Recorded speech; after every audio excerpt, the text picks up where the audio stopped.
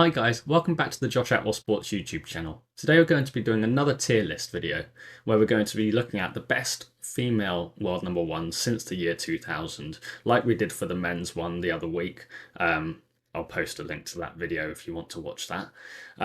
But this time it's going to be slightly different, based on the fact that with the men's tier list, for the criteria, I did a sort of 50-50 split between looking at the eye test, so watching them play and over years of watching them play, deciding how good they are, but also their achievements and stats as the other 50% of the criteria. Whereas with the women's, I haven't watched as much as I have of the men, particularly of the ones in the early to mid 2000s. Because the tours were separate at that point. Well, and I wasn't playing squash back then, but with the men's, there are a lot of clips of those players back then. But with the women's, there aren't. So we're going to be leaning a bit heavier into the stats side of things. The eye test will still be used, but the percentage split will favour the stats a little bit more based on the fact that my knowledge isn't quite as extensive of the women's game of those years at least. The other thing to remember is if anyone is in the C or B tier, it doesn't mean they're bad because they're all world number one, so therefore they're all very good. It's just relative to the people in the higher tiers. I don't think they were as good or dominant, and I'll explain why as we go through. The other thing is, if you have a different opinion or the same opinion, feel free to comment below. And in fact, before we start, I want you to all comment who you think is the best female player of the last 25 years. And let's see if we agree. And we'll have some debates in the comments like last time. So let's begin. We're going to start with Vanessa Atkinson. Now, the issue with Vanessa is she only won one world championship. She didn't win any British Opens. And she was only world number one for 5 months. So it's not bad, but compared to a lot of the other people in the list, I feel like it falls a bit shorter. The world championship win is a big thing though, as a few people don't have that. But I still think I can't justify putting her any higher than the C tier. Again, I didn't see much of her play, if at all. So if someone in the who used to watch a lot of her matches and thinks she was better than some of the other people on the list that I might put above her, then feel free to say in the comments and we can have a discussion about it. Then we've got Rachael Grinham. Now, for me, Rachael Grinham has to be somewhere higher up the list because she was world number one for quite a long time. In fact, 16 months at world number one. So I think she's got to go in the A tier. She's got a world championship win, 4 British Open wins. Those are pretty incredible achievements. Not the highest on the list, though, because obviously some others who we'll talk about later won a lot more and were world number one for a lot longer. But clearly a good player, and the longevity was there too. Like I feel like she's still playing some tournaments occasionally and Commonwealth Games stuff, and she's kept within the game at least. So up in the A tier for Rachael Grinham. Then we've got Sarah Fitz-Gerald. Now the stats for Sarah Fitz-Gerald are very good. So even though it was a lot of her success was in the late 90s, she was still successful in the early 2000s. She has 40 months at world number one, 5 world championship wins, 2 British Open wins, which puts her firmly in the S plus tier for me. Yeah, and definitely out of that kind of era of players, she was unbelievably dominant. Definitely deserves to be in the S plus for me. Whether you think she'd beat or lose to the players today, personally, I think the level's gone up, especially since they lowered the tin. So you've got these Egyptians that we'll talk about later that are unbelievably attacking, and I think they are, that they raise the level, like how we talked about in the men's game of the pace going up. That's happened in the women's game as well since the lower tin was introduced. More attacking squash, more fast movement. So, I think maybe top few today, might still win. But when we look at dominance, I think she still deserves to be there. And she'd have probably adapted if she was playing today with the newer rackets and all that. So let's move on now to Raneem El Weleily. Now, Raneem's probably the most skillful player on the list. And I was actually quite surprised to see when researching that she'd only actually won one World Championship and no British Opens. And for some reason, I thought she'd won a lot more. Maybe it was wrong online, but I can't remember. But it felt like she won a lot more based on how good she was. So this is one of the ones where the eye test is going to kind of overrule what the stats say. Because she was world number one for 23 months, so what's that, just under 2 years. So that in itself deserves a decent rating. But I'm going to put her up in S tier. And a lot of that is based off of her raw ability rather than necessarily the stats or achievements. One of the best players to watch in the women's game ever. Definitely was dominant for a decent amount of time because she was world number one for 2 years. I just feel like maybe it was her consistency in the big tournaments with the way she played, which was very attacking, very skill based, and maybe some others had a bit more athleticism. Some of the players we're going to talk about later. So not the most well-rounded player on the list, but still one of the best. Okay, let's move on. Nouran Gohar, so one of the current players. Now, she's probably the most aggressive player on the list. Very physical. Hits the ball like a rocket. Probably I can't recall any other women hitting the ball harder than her. So there's that. And I think she deserves to be an S tier. Again, not for the achievements, because she's been world number one for 21 months, just below Weleily. She hasn't won a world championship, mainly because of who else was playing at the same time, though. And she has won one British Open. Now, obviously, her career's not over, and she's playing really well right now. So currently, it's the world championship. She could win one this time. She beat Nour El Sherbini a couple of weeks ago. So she could very well do it again. But yeah, she deserves to be an S tier based on the quality of her play. I feel like I said, the game has improved a lot.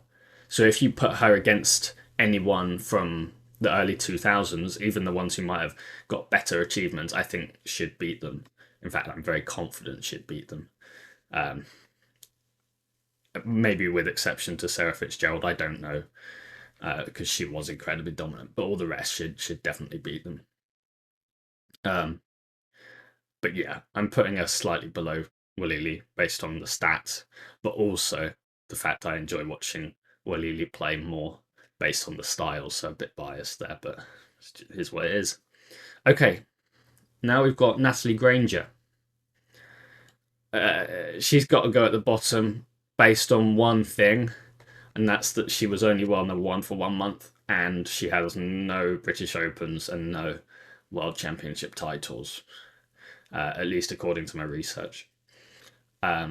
Which means that's about the minimum achievements you can have as someone on this list. So she can't really go anywhere else. If you disagree, again, let me know in the comments if you know something that I don't about it, because it was before my time. But yeah, still, good job getting to world number one. I'd take it.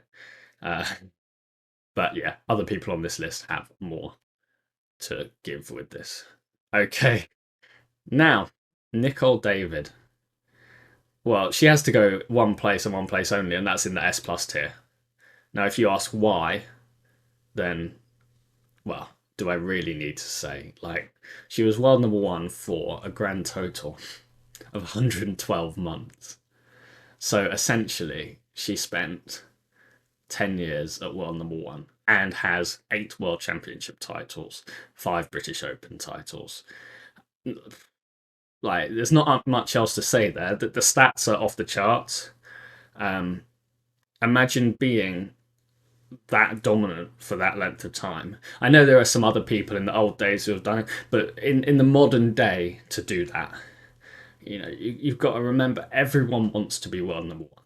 Everyone else is training as hard as they can, and they just can't beat her. The amount of tournaments she won in a row, like she was just so athletic, and I think when I watched her play, because I've seen her play a decent amount, even live, I never thought that the skills were that um, impressive. Like they were fine, but her athleticism for the women's game was so much higher than everyone else's. So quick, so able to change direction very quickly, um, and that is something that really helped her. I do think when the tin got lowered, she started to struggle, but then again, it was towards the end of her career anyway. She was a bit older, so suddenly making that court bigger with the lower tin because it really stretches the court out, and having those attacking Egyptians. When she was getting a bit older, she started to struggle, and because she wasn't as attacking a player herself, um, it meant that she got exposed in that way. But I feel like if she was actually in her prime years doing the same thing, she'd have countered really nicely and actually probably been okay. Um, she's just that sort of player that would probably be able to adapt to conditions quite well. Um, but definitely deserving of the S plus tier. Then we've got Cassie Jackman. Now, I think Cassie Jackman probably deserves to sneak in to the A tier. I was kind of split between A and B, but then I just thought, based on the stats and the achievements, I thought she probably deserves to be an A tier. Mainly because she was at world number one for 16 months, so decent amount over a year. Which, in the men's one, that wouldn't have seemed a lot, but for the women's, because Nicol David takes up such a big chunk of the time, the time split between everyone else is actually less. Whereas with the men's, 16 months like didn't get them that much because there was no one who was world number one for 10 years um like Nicole was. So I think she deserves to be there. Um she's got one world championship title as well, no British Open, so not the best, which is why well, I say they're not the best, like as I said before. World championship win is definitely something I'd be very proud of, but some have more. Which is why I was kind of split between A and B. But in reality, I think she probably deserves to go down the bottom of A tier. Um, then we've got Leilani Rorani. Now, I don't know much about her, other than the fact that she was world number one for 11 months, has two British Open titles, but no World Championship titles. Now, the fact she's been world number one for 11 months, I think, puts her into B tier for me. Because Vanessa and Natalie both, it was 5 months and 1 month, and I feel like that's kind of the cut-off. As soon as you're approaching a year, you probably deserve to be in the B tier in this list. And still to have two British Open titles shows that there was some form of tournament success too, rather than just consistency for that time. Then we've got Laura Massaro, who this is actually quite a difficult one because she was only world number one for 4 months, which would be a C tier situation. But she won a world championship like Vanessa did, but also two British Opens on top of that. And I think those two British Opens show that she had an ability to actually compete for a decent amount of time and win multiple big titles, like big titles. So I feel like that shows that she probably deserves to go in the B tier. Now I feel like a lot of people will be like, will have that recency bias where they'll think, oh, she should be higher. But if you really actually look at the stats, I know it's not that recent anymore. To me, it seems recent. But she retired a while ago now. Or maybe just biased because she's English. But if you really look at the stats, world number one for 4 months isn't that long. So I'm probably being a bit generous putting her up in B, but I think the World Championship win and the 2 British Open wins definitely probably push her up there. Um, but you might disagree with me. Then we've got Nour El Sherbini. Now, for me, when I asked you at the start who you think the best player of the last 25 years is, there are 2 names that I would expect people to say. One is Nour El Sherbini, and the other is Nicol David. Now, for me, Nour El Sherbini is the most complete player on the list. She's the most consistent. Well, no, I wouldn't say she's the most consistent because Nicol David was incredibly consistent. But she has the most complete game in the sense that she's the best at attacking, defending, her athleticism. She's the most well-rounded. She's not the most skillful, and she's not the most athletic. She doesn't hit the ball the hardest. She's not the quickest, but she is overall, I think, the best. She is very good at all those things, whereas some of the others have bigger weaknesses, which is why I put her as the number one for me. She's been world number one for 58 months, got 7 world titles, got 4 British Open titles. But you've got to remember, she's still going. She's still currently world number one. She's still winning titles. She's still very dominant. Sometimes Nouran Gohar beats her. But in general, she wins everything. So she's not done. She doesn't look done. So I think she could keep stacking them. Who knows what she could get? She could get 10 world titles. Like, she could break records in the modern era. And the way she does it, I think she plays the highest level of squash that we've ever seen a woman play.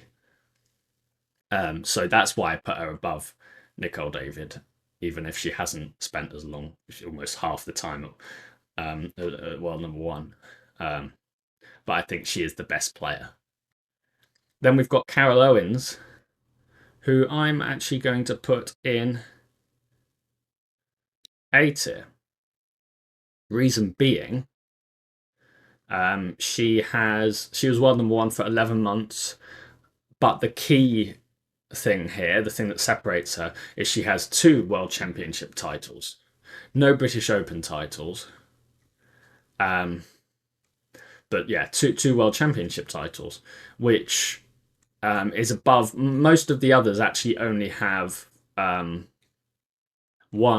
or no world championship titles, other than the big guns up here.